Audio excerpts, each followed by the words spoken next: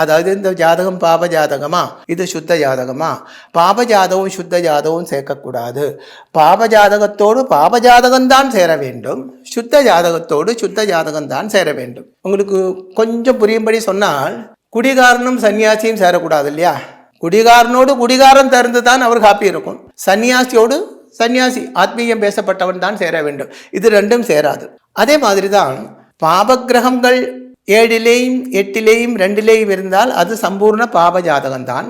3 இடத்துல இருக்கணும்னு கிடையாது. 7ஆம் இடத்துல இருந்தாலும் போதும், 8ல் இருந்தாலும் போதும், 2ல் இருந்தாலும் போதும். அதுக்கு ஈக்குவலாக இருக்கப்பட்ட பாப சாமியம் பொண்ணு ஜாதகத்தில் இருந்தால் பையன் ஜாதகத்திலே இருக்க வேண்டும். பையன் ஜாதகத்திலே பாபதோஷம் இருந்தால் பொண்ணு ஜாதகத்திலேயும் இருக்க வேண்டும். அப்போ இந்த நட்சத்திர பொருத்தம் 10 இருந்தாலும் ஜாதக பொருத்தம் இல்லை என்றால் கல்யாணம் நடத்தக்கூடாது, அந்த ஜாதகங்கள் சேர்க்கக்கூடாது அப்படின்னு அர்த்தம்.